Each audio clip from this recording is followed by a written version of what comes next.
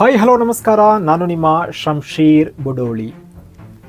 ಈ ಸಲದ ಪಂಚರಾಜ್ಯಗಳ ಚುನಾವಣಾ ಫಲಿತಾಂಶವನ್ನು ನೋಡಿದಾಗ ಅದರಲ್ಲೂ ಪಶ್ಚಿಮ ಬಂಗಾಳದಲ್ಲಿ ಯಾರು ಊಹೆ ಮಾಡಲಾಗದಷ್ಟು ಅಲ್ಲಿ ಫಲಿತಾಂಶವನ್ನು ಎಲ್ಲರೂ ಕೂಡ ನೋಡಿದ್ದೀವಿ.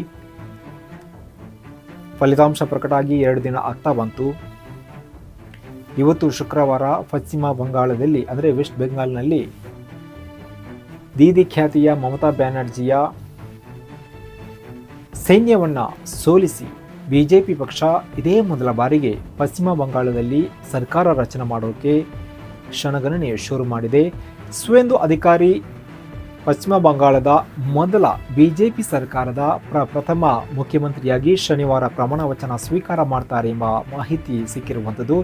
ಈ ಕುರಿತು ಅಧಿಕೃತ ಸುದ್ದಿ ಏಜೆನ್ಸಿಗಳು, ಸುದ್ದಿ ಮಾಧ್ಯಮಗಳು ವರದಿ ಕೂಡ ಮಾಡಿರುವಂಥದ್ದು. ಕೇಂದ್ರ ಹೋಮ್ ಮಿನಿಸ್ಟರ್ ಅಮಿತ್ ಶಾ ಈ ವಿಚಾರವನ್ನು ಬಹಿರಂಗ ಮಾಡಿದ್ದಾರೆ ಎಂಬ ಮಾಹಿತಿ ಸಿಕ್ಕಿರುವಂಥದ್ದು. ಹೀಗಾಗಿ ಶನಿವಾರ ಪಶ್ಚಿಮ ಬಂಗಾಳದಲ್ಲಿ ಕೂಡ ಬಿಜೆಪಿಯ ಶಕೆ ಆರಂಭ ಆಗುತ್ತೆ. ಪಶ್ಚಿಮ ಬಂಗಾಳದಲ್ಲಿ ಮಮತಾ ಬ್ಯಾನರ್ಜಿಯನ್ನು ಸೋಲಿಸಿದ ಖ್ಯಾತಿ ಜೊತೆಗೆ ಪ್ರಮುಖ ಬಿಜೆಪಿ ನಾಯಕರಾಗಿ ಗುರುತಿಸಿಕೊಂಡಂತಹ ಸುವೇಂದು ಅಧಿಕಾರಿ ಪಶ್ಚಿಮ ಬಂಗಾಳದ ನೂತನ ಸಿಎಂ ಆಗಿ ಪ್ರಮಾಣ ವಚನವನ್ನು ಶನಿವಾರ ಸ್ವೀಕಾರ ಮಾಡ್ತಾರೆ ಎಂಬ ಮಾಹಿತಿ ಸಿಕ್ಕಿರುವಂಥದ್ದು. ಹೀಗಾಗಿ ಬಿಜೆಪಿ ಪಶ್ಚಿಮ ಬಂಗಾಳದಲ್ಲಿ ಕೂಡ ತನ್ನ ಹೊಸ ಶಕೆಯನ್ನು ಆರಂಭ ಮಾಡ್ತಾ ಇದೆ. ಇತಿಹಾಸವನ್ನು ಈ ಮೂಲಕ ಸರ್ಕಾರ ಪ್ರಪ್ರಥಮ ಬಾರಿಗೆ ಬಂಗಾಳದಲ್ಲಿ ಸರ್ಕಾರ ರಚನೆ ಮಾಡುವ ಮೂಲಕ ಬಿಜೆಪಿ ಒಂದು ಇತಿಹಾಸವನ್ನು ಬರೆಯೋಕ್ಕೆ ಮುಹೂರ್ತವನ್ನು ಫಿಕ್ಸ್ ಮಾಡಿದೆ. ಈಗಾಗಲೇ ಚುನಾವಣಾ ಫಲಿತಾಂಶದಲ್ಲಿ ಅದು ಇತಿಹಾಸವನ್ನು ನಿರ್ಮಾಣ ಮಾಡಿದೆ ಅಂತ ಹೇಳ್ಬೋದು.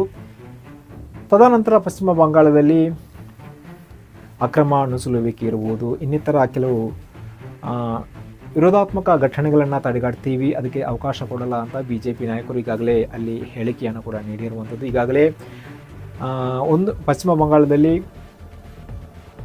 ಇದೇ ಮೊದಲ ಬಾರಿಗೆ ಅಧಿಕಾರಕ್ಕೆ ಏರುವಂತಹ ಬಿಜೆಪಿ ಪಕ್ಷದ ನೂತನ ಸಿಎಂ ಸುವೇಂದು ಅಧಿಕಾರಿ ಅವರಿಗೆ ಶುಭಾಶಯ ಕೋರೋಕೆ ಪ್ರಧಾನಮಂತ್ರಿ ನರೇಂದ್ರ ಮೋದಿ ಅವರು, ಕೇಂದ್ರದ ಸಚಿವರು ಅಲ್ಲಿ ಭಾಗವಹಿಸ್ತಾರೆ ಎಂಬ ಮಾಹಿತಿ ಸಿಕ್ಕಿರುವಂಥದ್ದು. ಹೀಗಾಗಿ ಅದಕ್ಕಾಗಿ ಬೇಕಾದಂಥ ಸಿದ್ಧತೆಗಳು ನಡೀತಾ ಇದೆ. ಸದ್ಯಕ್ಕೆ ಇದುವೇ ಅಪ್ಡೇಟ್. ಮತ್ತೊಮ್ಮೆ ಸಿಗ್ತೀನಿ. ಅಲ್ಲಿಯವರೆಗೂ ನಮಸ್ಕಾರ.